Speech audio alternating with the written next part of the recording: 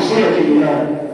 اشهد ان سيدنا ولينا وعظيمنا وحبيبنا محمد رسول الله.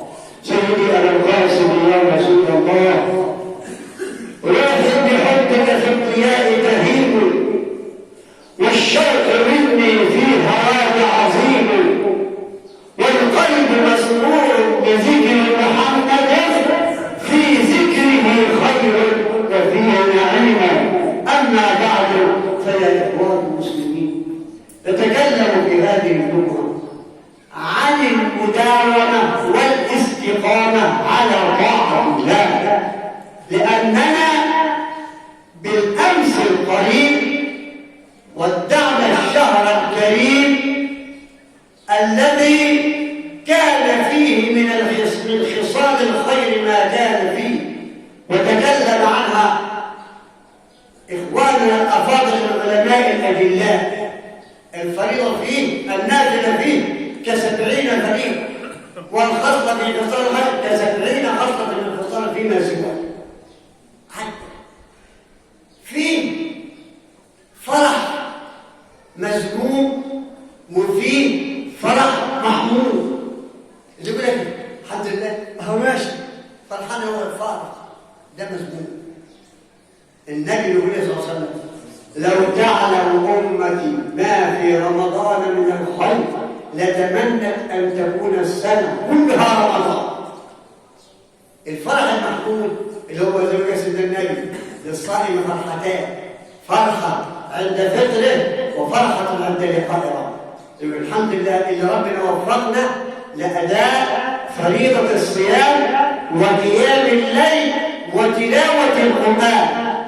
بالامس القريب كانت المساجد ممتلئه بالمصلين، كما قال المودع يقول ايه: مضى رمضان كانه ما كان، شاهد على المسيء بالاساءه وعلى المحسن بالاحسان. كانت مساجدنا فيه بالقران معموره، وبيوتنا فيه بالخيرات مشهوره.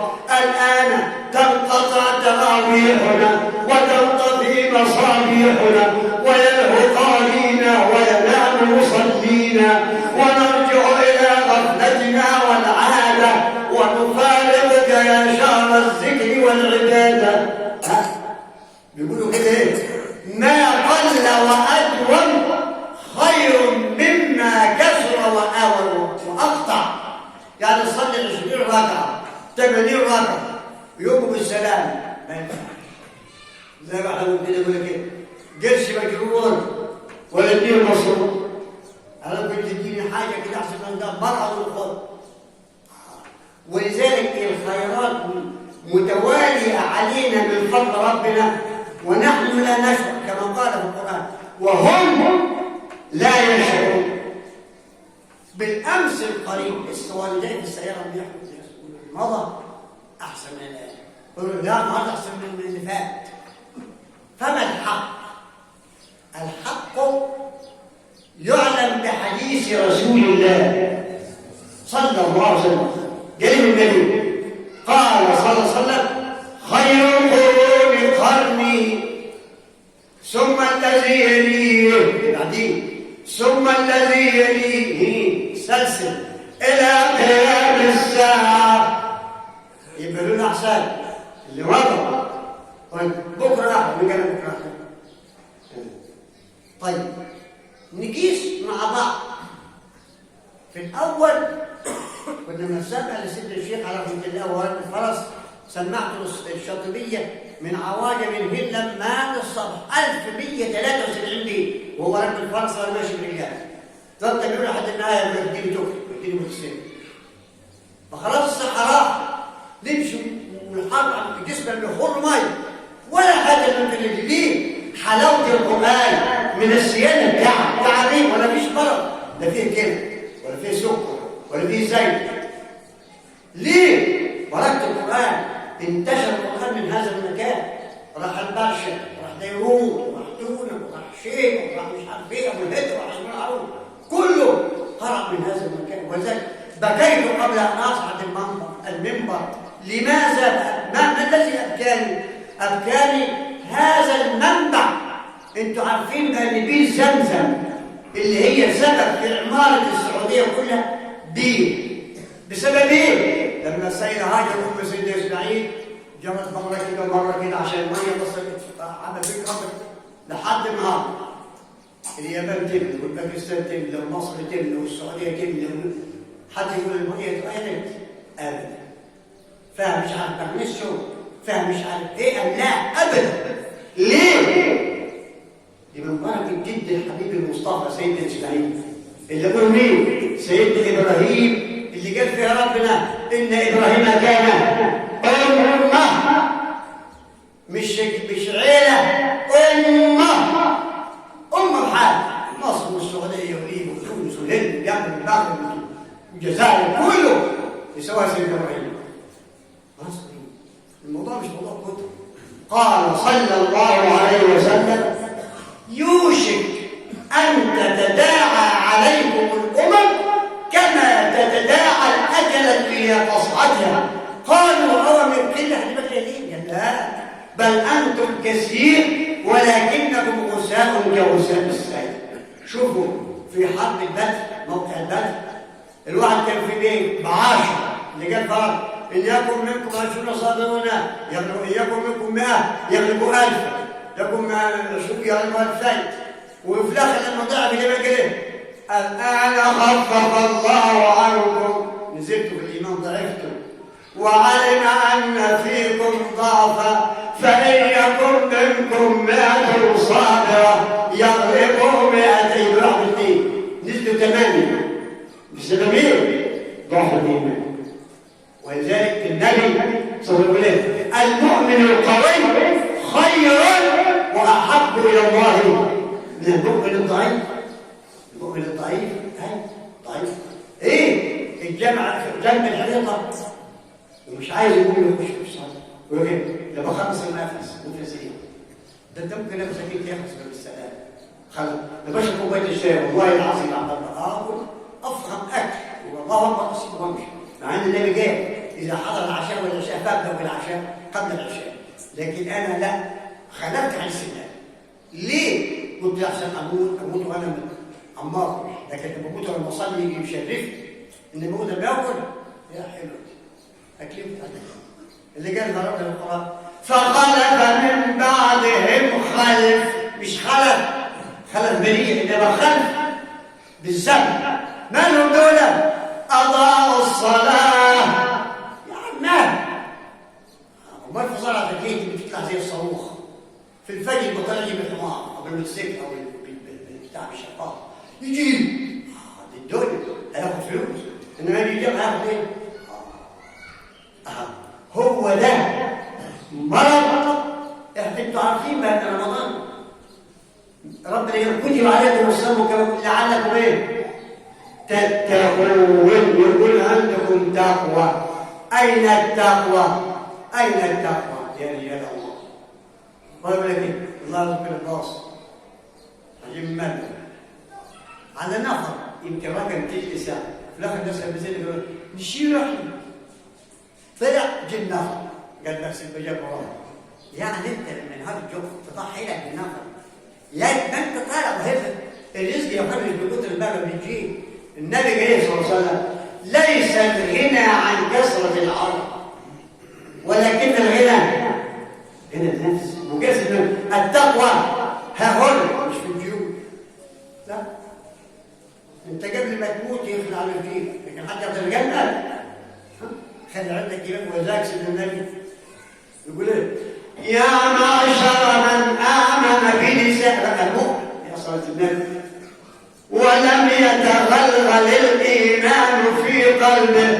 طيب اسمعوا، النبي سلم على امير المؤمنين عمر السلام عليكم يا فريق، السلام عليكم. وعليكم السلام. أمؤمنون أنتم؟ ده عمر بن الخطاب الخليفة الثاني بعد عمر. أمؤمنون أنتم؟ قالوا نعم. قال لكل إيمان حقيقة فما حق كل حق مش كلام، لكل إيمان حقيقة فما حقيقة إيمانكم؟ قولوا لي عليه. دلالة الإيمان إيه هي؟ نرضى بالقضاء بحكم ربنا، ونصبر عند البلاء التي بل النصر، ونشكر في الرخاء. فقال الحبيب المصطفى صلى الله عليه وسلم: مؤمنون ورب الكعبة. وأقسم بالله المؤمنون عشان يطمنهم. الله أكبر. هم مطمئنين من الحجرات اللي خلى الكفار كانوا بيصدقوا النبي قبل الرسالة، يقولوا احنا ما جربنا عليك كذبا قط، بس عندنا يقولوا تعالوا آمنوا أهل المشكلة أهدين فيها إيه؟ شوف. إنما أي حاجة مظبوط، كلامك مظبوط، أنت ما تكذبش أبدا. إنما حد، ولذلك النبي صلى الله عليه وسلم: ليس الإيمان بالتمني. أخذتم؟ أمال إيه يا رسول الله؟ ما وقر في القلب دخل في القلب وصدقه العمل. مش كلام جوه بره مفيش، لا، بره يطبق جوه. يعني الفوله ولا الشريه ولا الدريات في الارض اما خدش ميه مش هتنجح. طب امن لسه برضه عايزينها تطلع ثمره، مش كده ولا ايه؟ نفس العمليه. الايمان طلع رعيل، اوعى تسيبه لحسن يشرب مني، الايمان يضعف. النبي صلى الله عليه وسلم: الايمان يزيد وينقص. زي حكايه القران كده، القران تقرا بسم الله ما شاء الله ويجيك رده تاني زي الميه جاريه، رده كده تصبر عند الرده دي. ان رجعت بالسلام. زي الحرب يفضل شويه ويرتاح شويه من تاني يعيد من تاني. ولذلك ربنا جعل اسمها 4 شهور في القرآن. يعني إن عدد الشهور عند الله 12 شهرا في كتاب الله يوم خلق السماوات منها 4 حرم. محدش يقاتل فيهم عشان خاطر إيه؟ يرتاحوا شوية من الحرب. عشان خاطر الحرب على طول يفهم. ربنا سبحانه وتعالى مش عايزنا نفهم. ربنا جاي سبحانه وتعالى ظهر الفساد. الفساد كان متجسد، طلع منين؟ من البر والبحر. وبس كده؟ لا، بما كسبت ايدي الناس. يبحث عن انتيكه تحت الارض، يقولوا في كنز، يبحث 15 متر 20 متر ولا يموت، كيف بطلع في الدقيق عشان يقع في الكنز ولا كان تمثال عشان ياخد له مليونين 3. ولكن تقول صلى ركعتين في الليل، يا عمي انا صليت، ما عنديش حاجه. سيدنا النبي صلى الله عليه وسلم: ركعتين في ظلمة الليل خير مما طلعت عليه الشمس. ركعتين في ظلمة الليل يا عين. واحد اسمه ذنون المصري يقول ايه؟ أحب إلي من نهوى من ناري في ظلمة الليل محلى نغمة القارئ. واللي الزاد اللي كان أسنانه ويقول: بسم الله الرحمن الرحيم إن ربك يعلم أنك تقوم أدنى من ثلث. ربنا عارف من هم الأرواح. لما تتفطر قدمات تقول سلام، هون على نفسك، غفر الله لك ما تقدم من ذنبك. يقول يا رسول الله صلى الله عليه وسلم: يقوم ماشي كتر خير والله انت باكي عليا. وفعلا قال لا: أفلا أكون عبدا شكورا. هو غفر لي وانا اسكت وانا اشكر. زي ما احنا قلنا في الخطبه لكل رخاء النعمه على جديد، والرخاء ازيد منك شويه. النعمه ساعه انت ولدك، الرخاء ساعه انت ولدك ومن ابنك ومن ابنك. ولكل رخاء الشكر لله. كل نعمه تقول ايه؟ الحمد لله. نعمه الصحه الحمد لله، نعمه البصر الحمد لله، نعمه العافيه الحمد لله، نعمه الهدايه الحمد لله. يقول الحبيب المصطفى صلى الله عليه وسلم: البر لا يبلى، الذنب لا ينسى، الديان لا يموت، اعمل ما شئت كما تدين تدان. اقول قولي هذا واستغفر الله لي ولكم.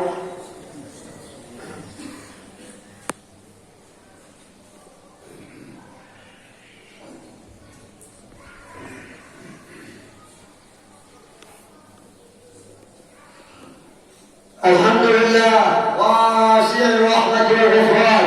أشهد أن لا إله إلا الله وأشهد أن سيدنا محمدا جاء بالأجيال والحبوبات. اللهم صل وسلم وبارك عليه كما أمر الله.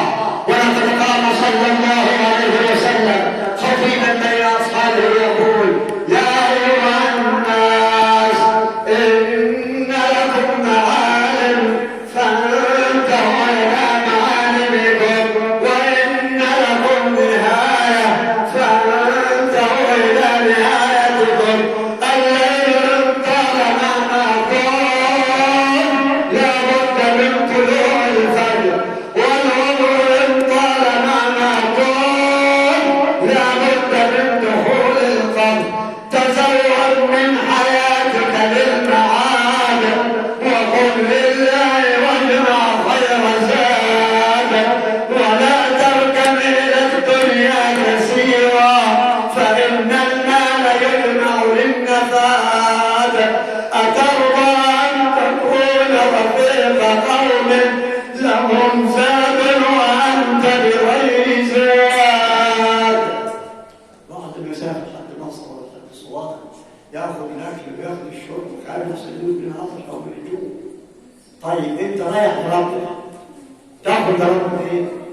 تاخذ ربنا استغفار، تاخذ ربنا تسبيح، تاخذ ربنا تحميد، تاخذ ربنا امر معروف. والله الذي لا اله الا هو. يوم العيد رايت الصبيه يضربون مفرقعات في الطرقات، فسالت عن تلك المفرقعات فقالوا ان المفرقعه ب10 جنيهات. لا اله الا الله. تهدى الصوت زي العياط بتاعكم. لا اله. مين اللي اداه الفلوس؟ ابوه مسلم، واللي باع له مسلم، والواد مسلم، 3 مسلمين. ليه؟ النبي صلى الله عليه وسلم يقول: ان الله يكره لكم 3: قيل وقال، يا رجل، وكثرة السؤال الدين، والثالثة إضاعة المال. المال ده بتلعبوش، ولا انك تقول خد اوعى تجيب حاجه وحشه، حاجه حلوه مش تجيب خد وخد، لا تقدر تجيب منتج بتاعتك الحكومه تمشي وانت بتعمل مين دي؟ لكن دي صغير، لا دي مش صغير. من شد على شيء شاب عليه. متى ما طلع هايف وطلع مش مظبوط يتسكع في الطرقات ويضرب بالبتاع الكلام اللي يمشي اصلا. والله العظيم والله العظيم الدكتور محرم الله يرحمه، واحد عزم عليه بجزازه كوكولا كانت ب5 تعريف، مش نقطه بالنهايه، ب5 تعريفه، يعني كرشين ونص. قال ابدا مش هنقدر. ليه؟ لان صنعت العدو بتاعنا وانا ما نفعش الكرش بتاعنا، ما اديش العدو. مش جنيه ولا 10 جنيه، يشربها مش يضربها في الارض. دكتور يقدر يشرب، ما فيش داعي لكلام، يشرب ماء افضل مشروب على وجه الارض. والله العظيم مره دعيت عشان اكتب عن الجمعه، قال رايحات على الجامع في بنمور على جامعه الناصر، قال نص فدان الجامع، نص فدان. شوفوا الاخوه الموفقين، الاخوه الموفقين. بس المهم فين؟ قال صلى الله عليه وسلم: يأتي على أمتي زمان تزخرف فيه المساجد، زخرفة وكت ومش عارف ومكيفات ومش عارف ومراوة، ويقل فيها الراكب والساجد. كانت فوانيس كده في الأول، ولاد المراشة كانت جو مليان وزوجة مليان، قلت ساخن وبارد. ايه ده؟ ايه الترفض ده؟ ولذلك ربنا قال في القرآن سبحانه وتعالى: إنهم كانوا قبل ذلك مترفين، يعني النعمين. عم يتكلم على مين؟ على الجماعة أصحاب الشمال. وكانوا يصرون على الحنس العظيم. إزاي؟ ما تستبينش إن حاجة جت من إيه؟ قال صلى الله عليه وسلم: إن الله أخفى رضاه في أقل الطاعات. يمكن تحوش تكون من طريق تعرف بين القوم، ويمكن تبني حاجه في الطريق كيف ازازه ولا حاجه يسد عليك ربنا من الطاقه وبركه فيه. ايوه حاجه مش بس النبي يقول الايمان بضع وسبعون شعبه اعلاها لا اله الا الله وادناها اماطه الاذى على الطريق الصالح.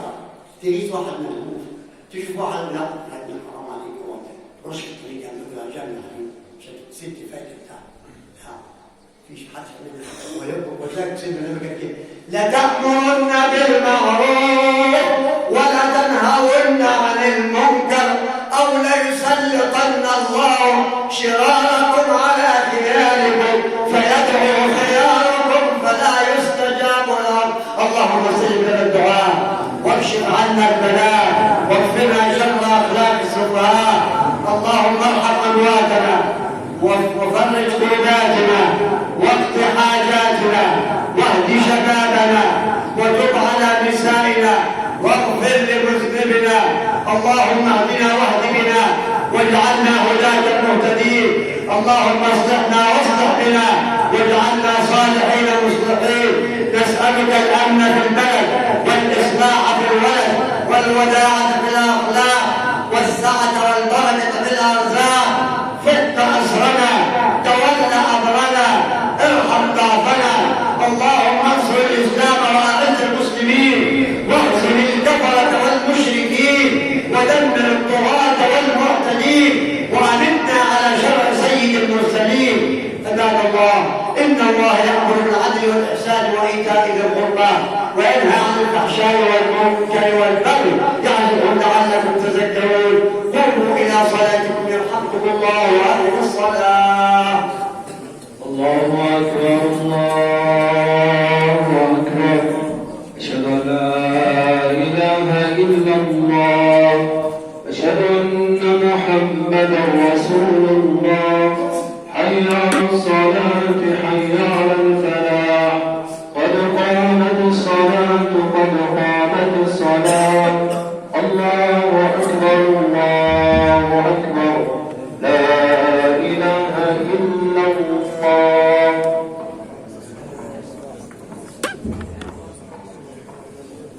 استقيموا يرحمكم الله.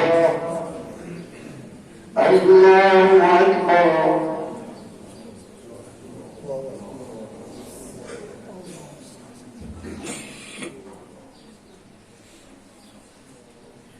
الحمد لله رب العالمين الرحمن الرحيم مالك يوم الدين إياك نعبد وإياك نستعين اهدنا الصراط المستقيم صراط الذين أنعمت عليهم غير المغضوب عليهم ولا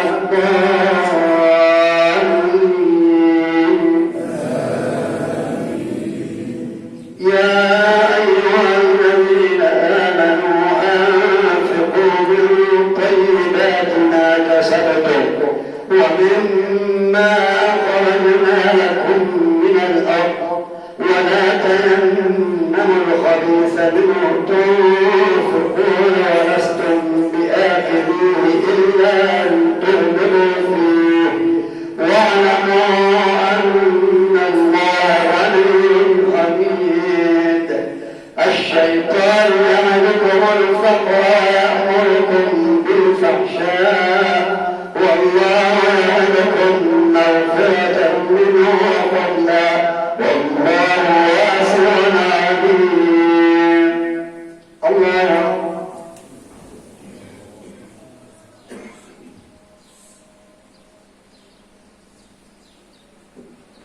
سمع الله لمن حمده.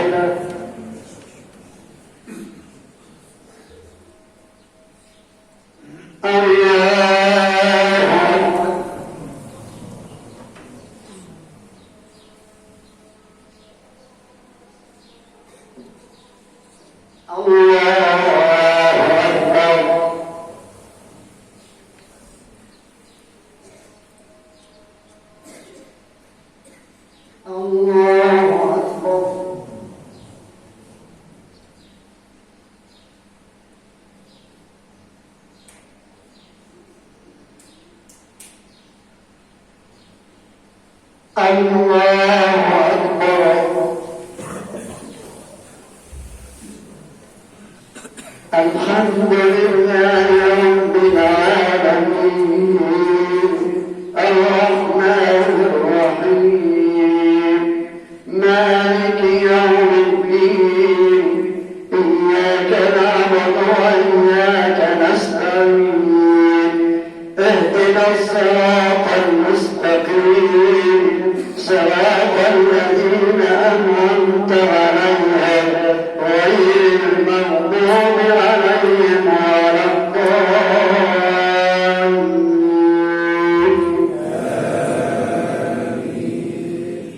يؤتي الحكمة من يشاء ومن يؤت الحكمة فقد أوتي خيرا كثيرا وما يذكر إلا أولو الألباب.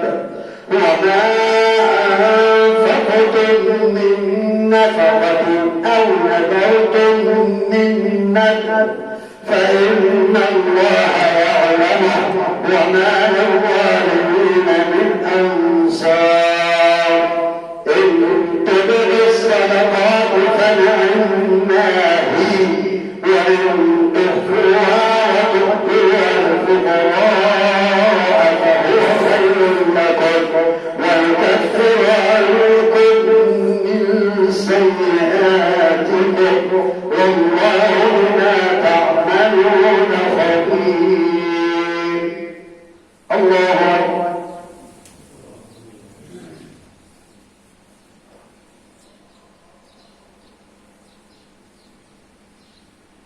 سمع الله لمن حمده.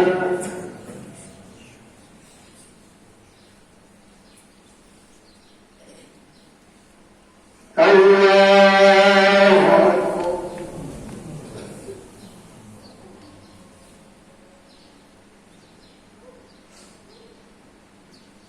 الله أكبر.